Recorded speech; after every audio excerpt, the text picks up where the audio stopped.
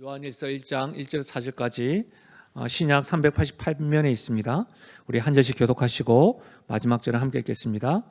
요한일서 1장입니다. 태초부터 있는 생명의 말씀에 관하여는 우리가 들은 바요, 눈으로 본 바요, 자세히 보고 우리의 손으로 만진 바라.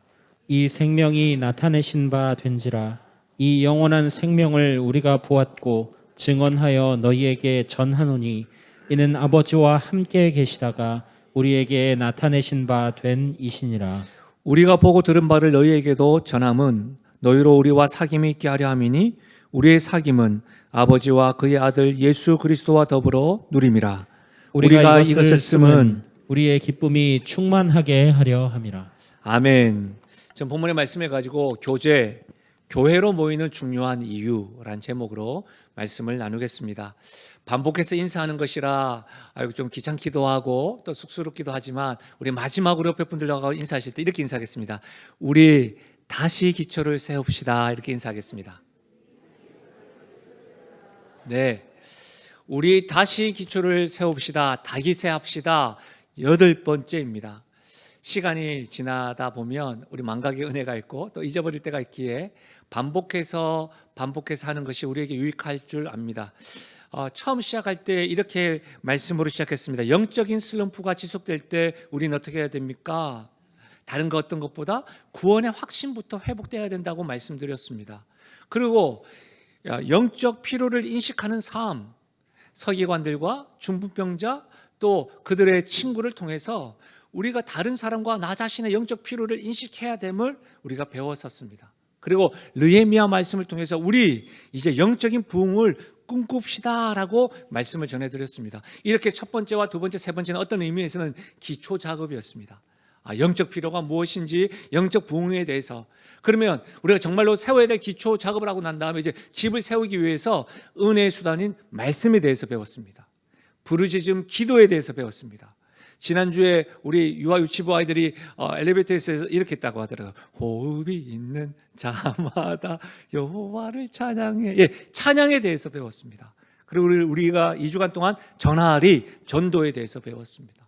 오늘은 우리가 교제에 대해서 배우려고 합니다. 교제. 여러분, 이 교제에 대해서 배우고 신앙생활을 다시금 기초를 세울 수 있기를 바라요. 그런데 이 교제라고 할 때에 여러분에게는 어떤 의미로 다가오십니까? 우리 이제 1층 카페가 있는데요. 카페 또는 식당에서 식사하고 차를 마시면서 담소하는 것이 그게 교제지 하고 여러분에게 다가오십니까? 아니면 요즘 가을 단풍이 끝자락에 있잖아요. 이렇게 봉고차를 타고 가을 단풍의 여행을 즐기는 것, 아니면 3, 4, 5 모여서 어디 가시는 것, 그것을 교제라고 생각하십니까? 아니면 다른 성도들과의 사교적인 활동에 참여하는 것이 여러분에게는 교제라고 하는 의미로 다가오시나요? 어떠세요? 이런 것들은 우리에게 풍성합니다. 그래서 우리 교회는, 우리 공동체는 교제가 풍성합니다라고 생각하시나요? 아니면 어떤 이들은 저는 그런 교제를 누리지 않고 있고 그래서 제 삶에는 목마름이 있고 메마름이 있습니다라고 말하는 분들이 있으실까요? 제가 지금까지 이렇게 말씀드린 것들, 교제라고 하는 의미로 우리에게 다가오지만 실제로 성경에서 말하는 교제와는 거리가 멉니다. 여러분, 사도행전 2장 42절 한번 보실래요? 그들이 사도의 가르침을 받아 서로 교제하고 떡을 떼며 오로지 기도하기를 힘쓰니라. 신약 성경에서 서로 교제한다는 것은 이 초대 교회의 삶에서 최초로 나타납니다. 여기에서 교제라는 것은 담소를 나누거나 여행을 말하지 않습니다. 이것의 의미는 함께 나눔, 어떤 것을 다른 사람과 공유하다는 말입니다. 영어 성경에 NEV라고 하는 성경이 있는데 그 성경에는 공동의 삶을 산다라고 하는 의미로 교제를 의역할 수가 있습니다. 공동의 삶을 산다. 제가 개인적으로 존경하고 좋아하는 신학자 가운데 제임스 패커라고 하는 분이 계신데 그분의 책 가운데 하나님을 아는 지식이라는 책에 보니까 교제에 대해서 이렇게 설명하고 있습니다. 들어보십시오. 하나는 교제는 당신이 갖고 있는 어떤 것을 다른 사람에게 나눠주는 일이며 또 다른 사람이 갖고 있는 어떤 것을 당신이 받아들이는 일이다. 교제의 형태가 뭐라고요? 다른 사람에게 나눠주는 일이고 다른 사람이 갖고 있는 어떤 것을 내가 받아들이는 일이다. 정리하자면 서로가 주고받는 일이 교제입니다. 교제는 예수님의 구주로 구원자로 고백하는 성도들이 서로가 함께 말씀과 삶을 주고받는 겁니다. 그렇기 때문에 여러분 이 교제는 일방적이지 않습니다. 서로 주고받습니다. 구원받은 이후에라고 하는 책에 보니까 이 교제에 대해서 또 다르게 설명해 놨더라고요. 한번 들어보십시오. 그리스도인의 교제를 신체에 비유하자면 피에 해당한다. 피가 제대로 순환하지 못하면 몸이 건강할 수 없듯이 그리스도인의 교제가 메마르면 그 공동체는 정상적인 공동체가 될 수 없다. 이 구원받은 이후에 저자인 박영돈 목사님께서 말한 대로 그렇다면 우리 교회는 성도의 교제가 온몸의 피가 제대로 순환되고 있을까요? 여러분 생각은 어떻습니까? 우리 영신 공동체는 피가 제대로 순환되어져서 정상적인 공동체라고 생각되어지시나요? 우리가 이 피가 제대로 순환해서 몸이 건강하고 정상적인 공동체가 되기 위하여 교제를 해야 된다고 하는데 교제를 해야 될 직접적인 근거가 무엇입니까? 말을 바꿔서 우리가 지금 교회에 모였잖아요. 교회에 모인 우리가 교제를 해야 될 이유가 어디 있을까요?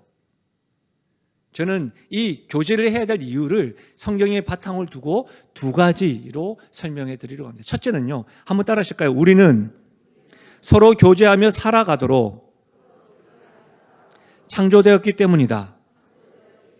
그래서 교회에 모여 교제하는 겁니다. 우리는 서로 교제하며 살아가도록 창조되었기 때문입니다. 그 말씀을 오늘 우리가 읽었던 2절 한번 보십시오. 이 생명이 나타내신 바 된지라. 이 영원한 생명을 우리가 보았고 증언하여 너희에게 전하노니 이는 아버지와 함께 계시다가 우리에게 나타내신 바 된 이시니라. 2절에서 말하는 이 생명이 누구냐면 예수님입니다. 그리고 1절에도 생명의 말씀이 예수님입니다. 예수님은 태초부터 계셨습니다. 그 예수님이 태초부터 성부 하나님과 함께 계셨습니다.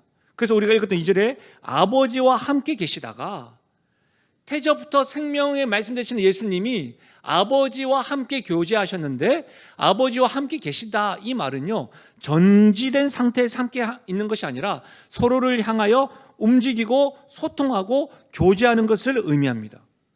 그냥 정지되어서 함께 있다 이게 아니고 서로 주고받고 있다는 거예요. 이것이 여러분 사도 요한이 요한일서에서 예수님과 아버지 하나님은 교제하고 계셨다라고 말하고 있는데요. 여러분 창세 전부터 삼위일체 하나님이 이렇게 함께 하셨다는 것을 우리에게 알려줍니다. 창세기 1장 26절인데요. 함께 읽어볼까요? 함께 시작. 하나님이 이르시되 우리의 형상을 따라 우리의 모양대로 우리가 사람을 만들고 그들로 바다의 물고기와 하늘의 새와 가축과 온 땅과 땅에 기는 모든 것을 다스리게 하자 하시고. 이 말씀을 볼 때 여러분 우리라고 하는 것에다 이렇게 동그라미를 쳐보는 거죠. 무슨 말이에요? 여러분 말씀에서 알 수 있듯이 삼위일체 하나님은 창세 이전부터 인격적으로 교제하시면서 존재하셨습니다. 지금도 삼위일체 하나님은 서로 교제하고 있습니다. 삼위일체 하나님께서는 사람을 창조하실 때에 독단적으로 하지 않으셨고 어떻게 서로 소통하면서 창조하셨습니다. 사람을 창조하실 때 어떻게 했습니까? 하나님의 형상대로 지으셨습니다. 하나님을 닮아가도록 창조하셨습니다. 우리가 하나님을 닮아가도록 창조되었습니다. 어떻게 해요? 삼위일체 하나님이 서로 교제하듯이 서로 교제하며 살아가도록 우리는 창조되었다는 말입니다. 그래서 교회라는 공동체에 우리는 지체로서 살아가게 되는 겁니다. 그 본질적으로 예수 그리스도를 믿는 교회를 헬라어로 그리스어로 코이노니아라고 이야기합니다. 코이노니아 교회. 여러분 제가 올 여름에 청년들과 함께 국내 선교 강원도 태백에 이렇게 다녀왔었는데요. 그 지역을 섬기고 전도도 하고 함과 동시에 그 태백 산자락에 있는 예수원이라고 하는 기도원에 가서 청년들이 보고 탐방을 갔다 왔습니다. 그 설립자인 고 대청덕 신부가 교회에 대해서 그의 책에서 이렇게 주장한 바가 있습니다. 보십시오. 우리가 교회 생활의 본질인 교제를 소홀히 하게 된 것은 유교적 역량으로 교회의 교자를 가르칠 교자로 섰기 때문이라고 지적합니다. 사실 교회의 교자는 교통한다고 할 때에 교자로 써야 합니다 라고 그의 책에서 이렇게 주장을, 저는 참으로 일리가 있다고 생각합니다. 사랑하는 여러분, 교회는 가르칠 뿐만 아니라 교제해야 하는 곳입니다. 우리는 하나님의 형상으로 삼위일체 하나님과 같이 서로 교제하며 살아가도록 창조되었습니다. 그런 우리가 예수를 구주로 고백하고 믿음으로 함께하는 교회는 하나님 말씀을 선포하고 가르치고 배울 뿐만 아니라 어떻게 해요? 성도 간의 교제가 본질입니다. 그래서 우리는 교회에 모여 교제해야 합니다. 두 번째로 우리가 교제해야 될 이유가 무엇입니까? 교회에서 우리는 너무 연약하기 때문입니다. 여러분, 팬데믹 이후에 신앙생활에 있어서 혼자도 신앙생활을 할 수 있다라고 생각하는 분들이 굉장히 많아졌습니다. 왜 그렇죠? 어디 가서도 온라인으로서 예배 드릴 수 있다고 생각하는 거기 때문입니다. 그러니까 나 예배 드렸지 않느냐고, 혼자서 신앙생활 할 수 있어요 라고 말합니다. 또한 심지어 팬데믹 이전에 이 공동체라는 곳에서, 교회라는 곳에서 서로 상처 입고 힘겹고 시험에 들었는데 혼자 예배 드리니까 그런 것도 없고 신경 쓰지 않으니까 너무너무 편합니다 라고 말하는 분들도 있습니다. 예, 그러나 여러분 명심하십시오. 신앙생활은 결코 혼자 할 수 있는 것이 아닙니다. 저는 15년 이상 청년들과 함께 뒹굴고 그들과 함께 이렇게 사역을 했었습니다. 청년들과 섬기면서의 어떤 특징은 뭐냐면 활동과 사역들이 끊임이 없습니다. 그래서 수련회와 부흥회를 자주 진행합니다. 1년에 여름 수련회, 겨울 수련회, 국내 선교, 해외 선교, 그것만 있나요? 매주 집회가 있고 부흥회가 있습니다. 그럴 때마다 여러분 얼마나 뜨겁게 기도하고 눈물 흘리고 헌신하는 청년들을 보면서 얼마나 가슴 뛰는지 모릅니다. 그리고 그럴 때마다 얼마나 우리 안에 교제가 막 일어나는지 모릅니다. 여러분, 이것이 청년들만 속하나요? 여기 있는 믿음의 선배님들도 그런 경험 다 있으시잖아요. 그런데 그때의 감격과 열정이 지속되지 않고 일시적으로 식어지는 것을 우리는 잘 압니다. 왜 그럴까요? 우리가 너무 연약하기 때문입니다. 우리는 연약할 뿐만 아니라 환경에도 영향을 자주 받습니다. 영향을 받는 환경은 여러 가지가 있을 수 있지만 여러분, 특히 우리는 어떤 친구를 만나는지, 주변인들은 누구인지, 내 같은 성도로서 어떤 성도들과 신앙적인 대화를 자주 나누는지, 어떤 대화, 긍정적이고 부정적 대화를 나누는지 여러분 굉장히 중요합니다. 그래서 교제를 누구와 하는지가 너무너무 중요합니다. 결코 무시할 수가 없습니다. 왜요? 우리는 환경의 영향을 잘 받는 연약한 존재이기 때문입니다. 그래서 자기 자신을 점검을 하고 자기 자신을 이렇게 좀 정리할 때에 점검해야 될 체크리스트 가운데 하나가 뭐냐면, 내가 최근 들어서 자주 만나는 주변인들이 누구인지를 점검해 보는 것도 도움이 됩니다. 여러분, 디모데후서 2장을 한번 보십시오.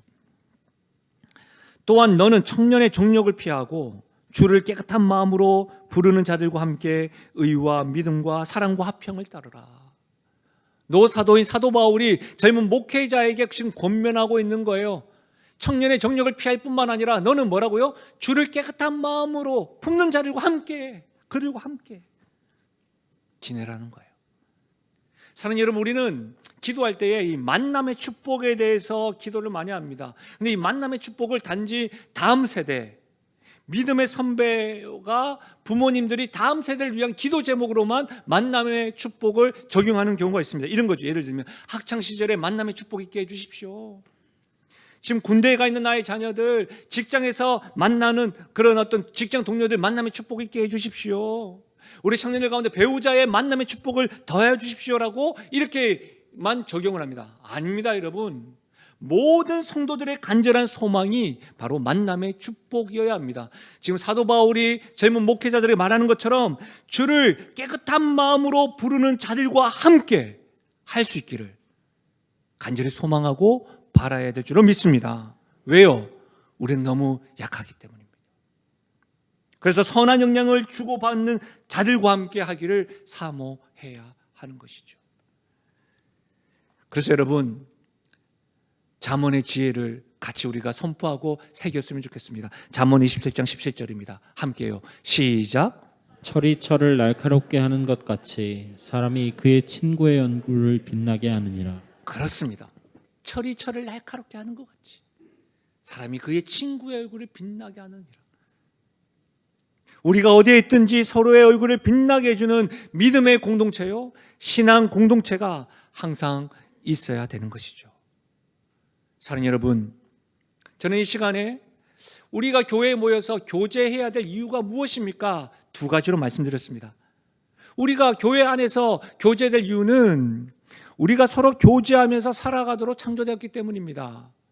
두 번째로는 우리가 너무 연약하기 때문에 서로가 교제해야 됩니다라고 말씀드렸습니다.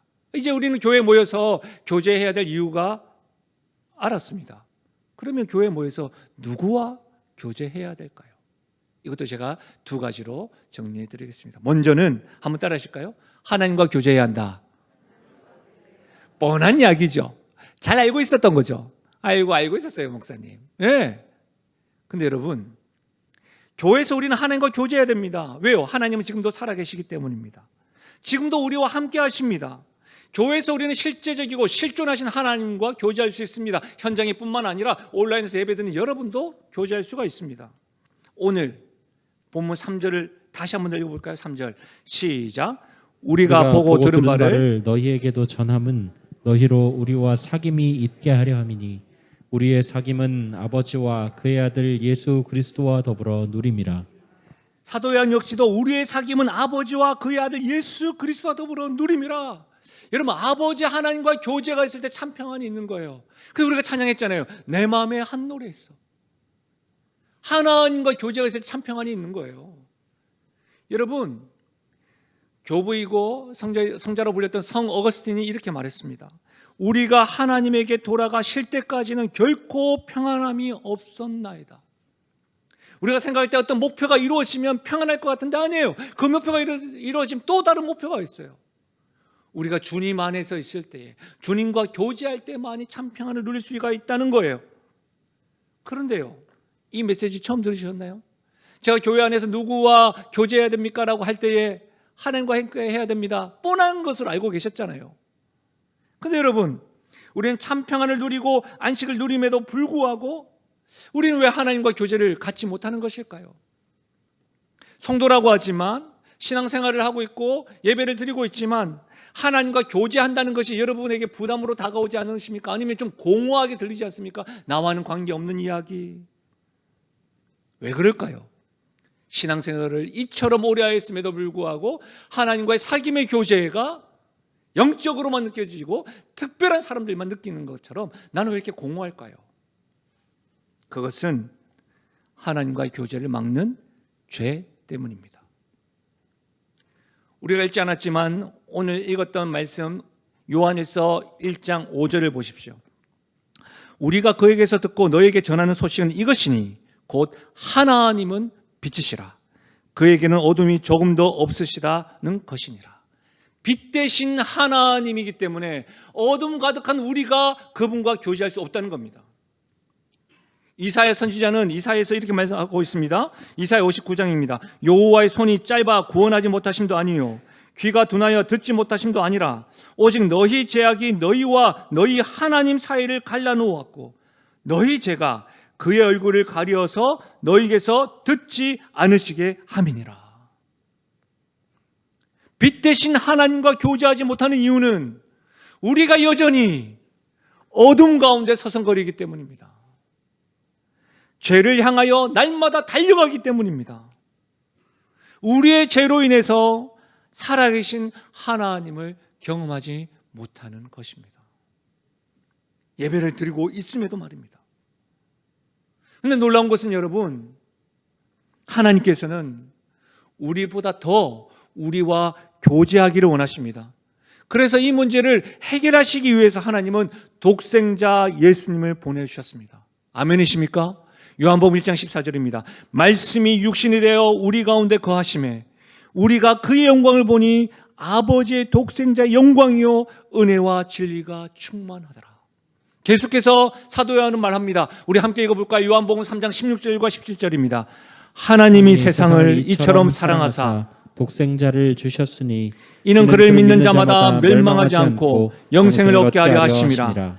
하나님이 그 아들을 세상에 보내신 것은 세상을 심판하려 하심이 아니요 그로 말미암아 세상이 구원을 받게 하려 하심이라. 하나님이 우리와의 교제를 더 원하시기 때문에 스스로 혼자 신앙생활을 할 수 없고 해결할 수 없는 그 문제를 하나님이 독생자 아들을 보내셔서 해결해 주셨다는 것입니다.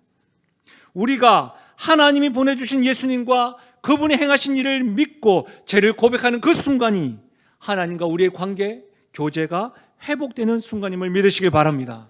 그래서 여러분, 다시금 우리 본문으로 찾아오면 요한 1서 1장 7절 말씀에 보면 그가 빛 가운데 계신 것 같이 우리도 빛 가운데 행하면 우리가 서로 사귐 있고 그 아들 예수의 피가 우리를 모든 죄에서 깨끗하게 하실 것이요.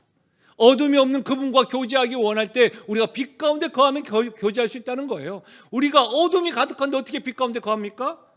그 아들 예수의 피가 우리를 모든 죄에서 깨끗하게 할 때 우리가 빛 가운데 거할 수 있는 거예요. 그럼 우리의 역할은 무엇입니까? 계속해서 요한일서 1장 8절과 9절 만일 우리가 죄가 없다고 말하면 스스로 속이고 또 진리가 우리 속에 있지 아니할 것이요 만일 우리가 우리 죄를 자백하면 그는 미쁘시고 의로우사 우리 죄를 사하시며 우리를 모든 불의에서 깨끗하게 하실 것이요. 사랑하는 여러분, 우리는 교회에서 예수님이 나의 구주요 구원자이심을 믿을 때에 우리는 하나님과의 교제가 경험될 때입니다. 예수님께서 하나님과 우리와의 교제를 위해서 십자가에서 피 흘리시고 부활하신 그 일을 믿을 때에 하나님 아버지와 자녀로서의 교제를 누릴 때입니다. 우리가 어둠 속에 있을 때에도 제 길을 걷고 있다 할지라도 예수님의 십자가의 피가 우리의 죄를 용서하심을 믿고 돌이키는 순간, 그 순간이 바로 하나님과 교제하는 순간입니다. 사랑하는 여러분, 교회 안뿐만 아니라 신앙생활을 할 때에 그렇다면 우리가 회복해야 되는 것이 무엇입니까? 살아계신 하나님에 대한 확신입니다. 지금 현장에서 온라인에서 예배드릴 때 우리가 회복해야 된다는 것은 우리가 그냥 모여서 기뻐서 예배드리는 것이 아니에요. 종교 행위가 아니라 살아계신 하나님을 확신한 가운데 예배드리는 것이 회복되어야 합니다. 예수님이 하신 일에 대한 믿음입니다. 그분에 대한 십자가와 부활에 대한 이 믿음이 회복되어야 됩니다. 그래서 십자가 앞에서 내가 내 죄를 회개할 때에 죄 용서 받을 수 있다고 하는 그 확신, 바로 그때가 실제하고 실존하시는 이 하나님을 경험하고 그분과 교제를 누릴 수 있음을 믿으시길 바랍니다. 사랑하는 여러분, 그래서 하나님과 교제하기 위해 날마다 십자가에 우리 죄를 못 박으십시오. 죄를 향하여 달려가는 그 걸음을 미쁘시고 의로우신 주님을 향하여 나아가십시오. 예배를 드리면서도 지금 가운데서도 마음껏 주님의 십자가의 사랑을 경험하십시오. 죄로 가득한 삶의 구석구석마다 십자가의 피를 흘려 보내십시오. 십자가에 달리신 주님 앞에 솔직하게 여러분의 죄를 고백하십시오. 성도는 하나님과 교제해야 합니다. 하나님의 자녀인 우리는 아빠 되시는, 아버지 되시는 하나님과 교제해야 합니다. 우리는 신앙생활하면서 예수님으로 인하여 하나님과 교제할 수 있음을 믿으시길 바랍니다. 두 번째로 누구와 교제해야 할까요? 다른 성도와 교제해야 합니다. 교회에서는 하나님과 교제할 수 있을 뿐 아니라 다른 성도와도 교제해야 합니다. 여러분, 하나님과의 교제를 수직적 관계라고 한다면 다른 성도들과의 관계를 수평적 관계라고 이해할 수가 있습니다. 수직과 수평. 이 하나님과의 관계와 다른 성도의 관계가 여러분 이루어질 때 우리는 십자가의 사랑과 은혜를 경험할 수가 있는 것이죠. 여러분, 제가 교제를 주고 받는 것이라고 하였습니다. 하나님께서 자신을 우리에게 나타내 보이신 것들, 함께 신앙생활하는 그리스도인들에게 이렇게 나타내 보일 수가 있습니다.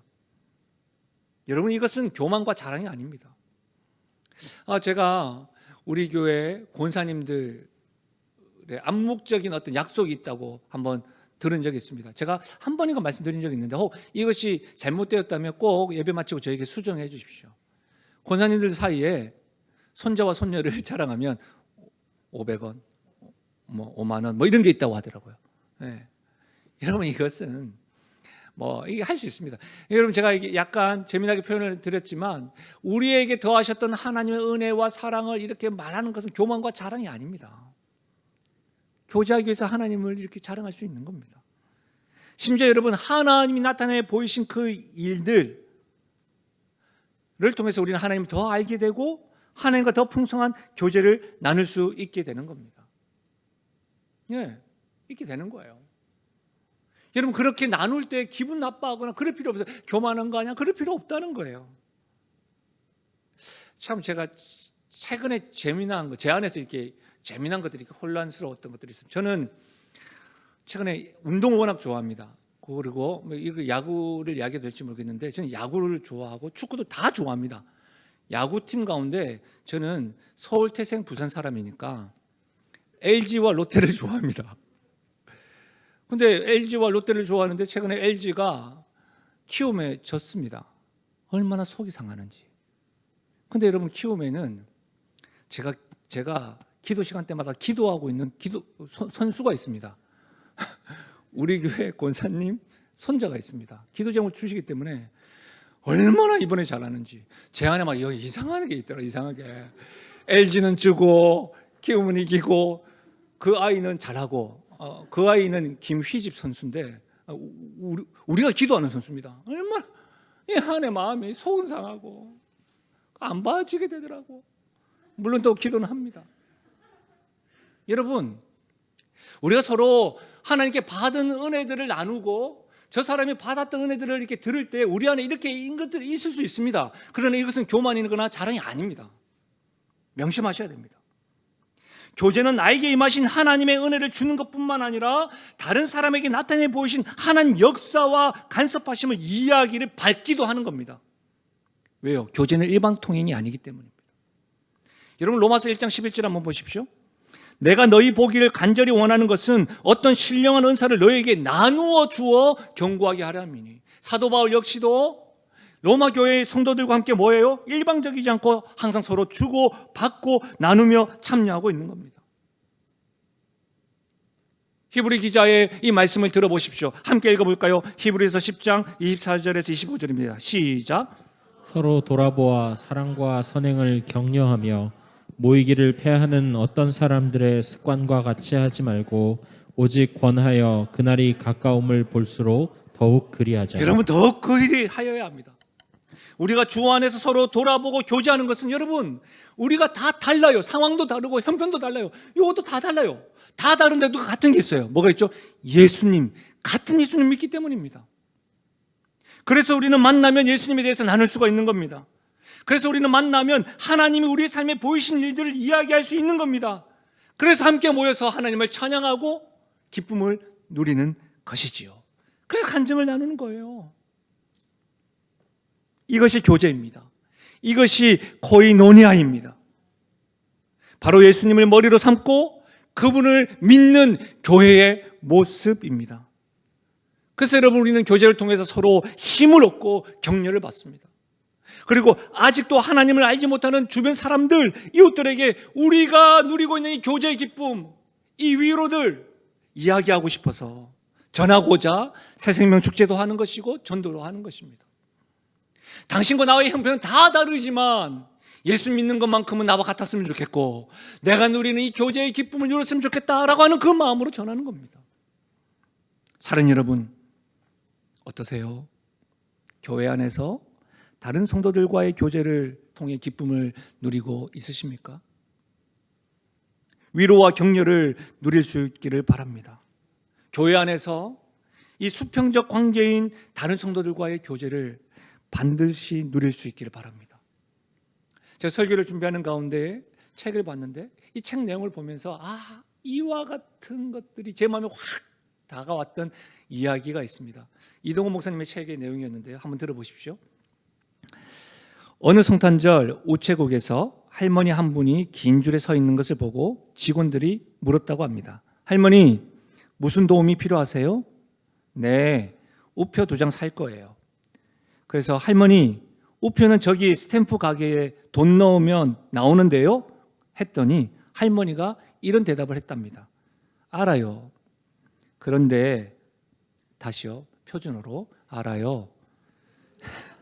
그런데 저 가게는 카운터에 있는 아가씨처럼 저에게 잘 지내셨느냐고, 요새 허리 아프신 것은 어떠시냐고, 손자들 잘 있느냐고 묻지를 않아요. 제가 이 이야기가 저한테 이렇게 확 들어갔던 것은 코로나19와 함께 갑작스럽게 더 곳곳에 AI 시대가 펼쳐지는 오늘날 참으로 성도의 교제, 이와 같은 성도의 교제가 필요한 것은 아닌가라고 저에게 다가왔습니다. 저는 편안함은 알죠. 그러나 그런 깊숙한 터치가 있는 그런 교제가 우리 교회 안에서 일어나길 바랍니다. 특히 여러분, 저는 목장 모임에서 일어나기를 간절히 바랍니다. 제가 신앙생활에 있어서 이 소그룹을 계속해서 강조하는 이유가 바로 여기에 있습니다. 조금씩 준비하고 있습니다. 저는 2023년도에 기어코 이 소그룹을 통해서 우리 영신교회가 교제의 기쁨을 누리길 원합니다. 그래서 제가 올해가 가기 전에 이 부분을 반드시 여러분에게 밝히겠습니다. 바라기는, 사랑하는 여러분, 대형 교회에서는 익명의 그리스도인으로 누리면서 거기에 좋은 프로그램을 누릴 수가 있지만 참된 교제를 누리기 참 힘듭니다. 그런데 대형 교회 안에서 헌신자들은 그 교제의 기쁨을 많이 누려요. 교제의 기쁨은 대형 교회보다는 우리와 같이 이렇게 아담한 교회가 누릴 수 있습니다. 익명의 그리스도인으로 잊지 마십시오. 애써 보십시오. 그래서 여러분, 2학기까지 지나가고 있는데 내년에는 반드시 여러분 소그룹, 수직적인 하나님과의 관계뿐만 아니라 수평적인 하나님 관계, 여러분 홀로 신앙생활을 할 수 있다고 한다면 죄송하지만 그런 분에게는 하나님도 필요가 없는 거예요. 우리는 그렇지 않습니다. 우리에게는 연약해서 하나님도 필요하고 다른 성도들도 필요한 것이죠. 저는 이와 같은 교제의 기쁨이 있기를 주의 이름으로 축원합니다. 말씀에 마무리하겠습니다. 제가 존경하고 좋아하는 신학자 가운데 제임스 패커라고 하는 분이 있다고 했죠. 그분의 책에 그분이 이렇게 교제에 대해서 말하고 있습니다. 하나님과의 교제는 그리스도인들 중에 나타나는 교제의 원천이다. 하나님과의 교제는 그리스도인의 교제의 목적이다.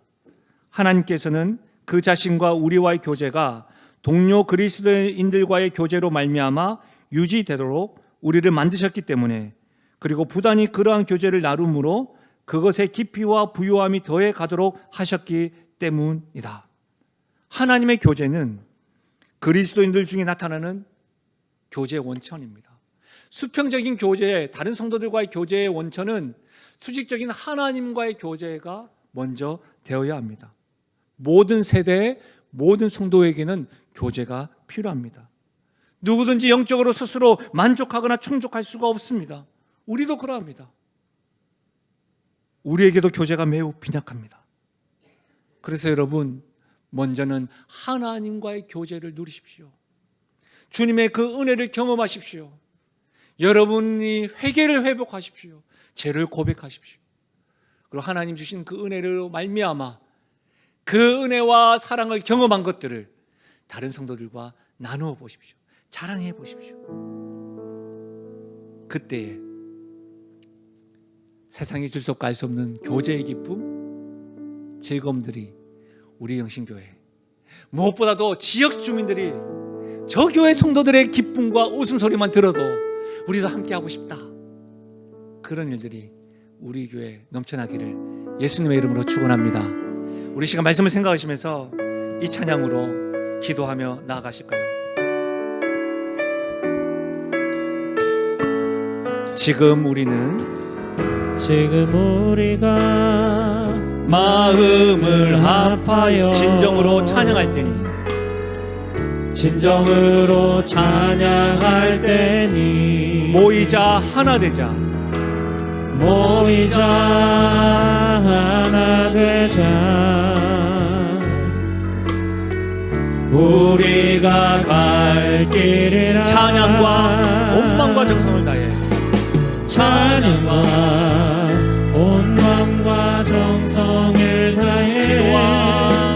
기도와 주님께서 기도하신 것처럼 말씀 속에 권능으로 임하시니 사랑으로 하나 되자. 우리의 젊음 모두 다해 주님을 찬양하며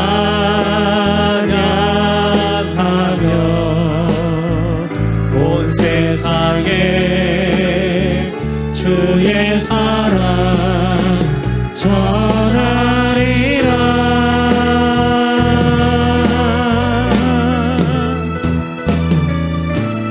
일어나 새벽을 깨우리라.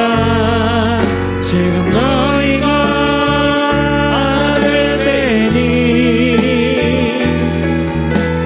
일어나 새벽을 깨우리라. 제가 너희와 함께하리라. 여러분, 이 찬양 가사 가운데 우리의 젊음, 여러분 우리는 하나님 아버지 앞에서 모두가 다 젊은 자입니다. 청년입니다. 일어나 새벽을 깨우리라. 지금 새벽 기도하자 말이 아닙니다. 잠자고 있는 우리 다시금 시작합시다. 다시금 주 안에서 하나님과의 교제, 다른 성도들과의 교제를 시작합시다. 그 의미인 것이죠. 우리 말씀을 들었습니다.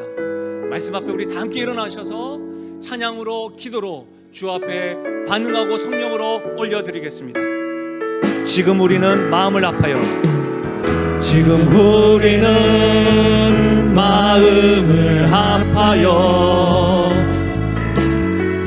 진정으로 찬양할 때니 우리 다시 모이십시다. 모이자 하나 되자. 우리가 갈 길이라.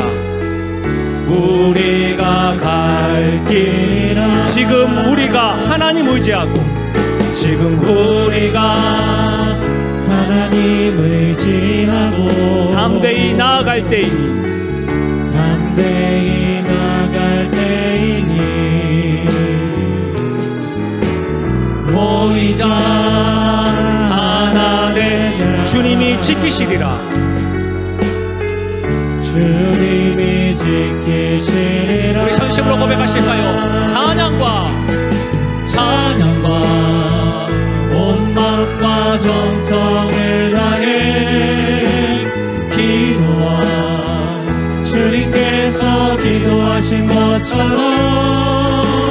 말씀 속에 권능으로 임하시니 사랑으로. 아버지 하나님 앞에서 우리 고백하실까요? 우리의 젊음 모두 다해 주님을 찬양하며 온 세상에 주의 사랑 여러분, 우리 다시 시작합시다. 일어나 새벽을 깨우리라. 일어나 새벽을 깨우리라. 지금 너희가 하나 될 때니. 일어나 새벽을 깨우리라. 지금 너희와 우리 다시 한 번 더 고백하실까요? 일어나 다시 시작합니다. 새벽을 깨우리라. 일어나 새벽을 깨우리라. 지금 너희가 하나 될 때이니. 일어나 새벽을 깨우리라. 지금 너희와 함께. 왜 선포하실까요? 모든 영광과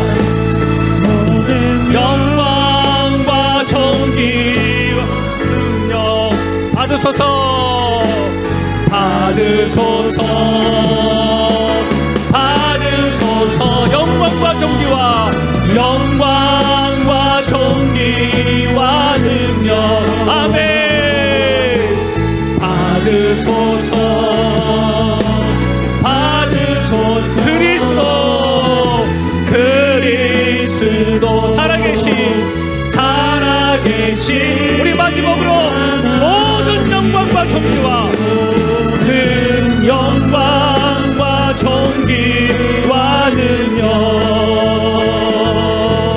받으소서 받으소서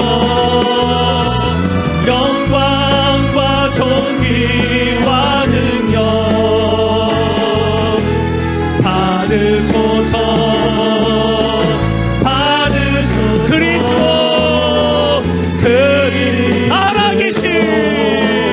살아계신 하나님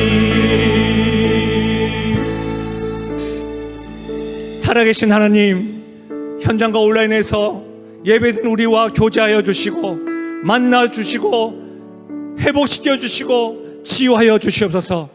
주님과의 만남을 가로막고 있는 죄가 있다고 한다면 주님 우리의 죄의 삶의 영역 가운데 주님의 십자가의 피로 흘려 보내주시고 살아계신 하나님에 대한 확신과 그분이 우리를 위하여 십자가에 죽으시고 부활하신 것에 대한 확신과 우리가 고백하고 죄를 자백하면 용서하신다는 확신으로 하나님과의 관계가 회복되고 누리며 나아가는 이 교회 되게 하여 주옵소서.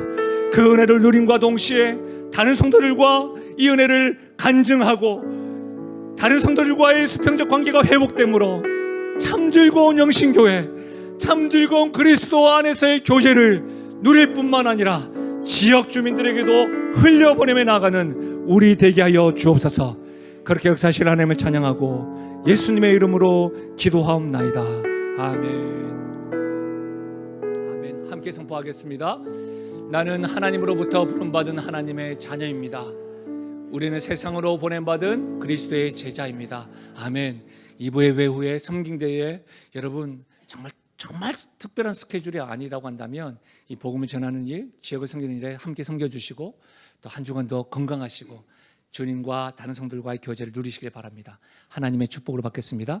지금 우리 주 예수 그리스도의 은혜와 하나님 아버지의 무한하신 사랑과 성령 하나님의 위로 교통하심 충만하신 역사가 우리보다 더 우리와 교제하기를 원하시는 하나님의 사랑, 그분의 보내심, 십자가의 죽으심과 부활하심, 그 확신 가운데 우리도 그분으로 인하여 하나님뿐만 아니라 다른 성도들과 교제하기로 작정하고 다짐하며 나가는 주의 성도들 머리 위에와 그들의 가정과 생업과 기도 제목 위에, 특별히 사랑하는 다음 세대 머리 위에 지금으로부터 영원토록 함께 하시기를 축원하옵나이다. 아멘.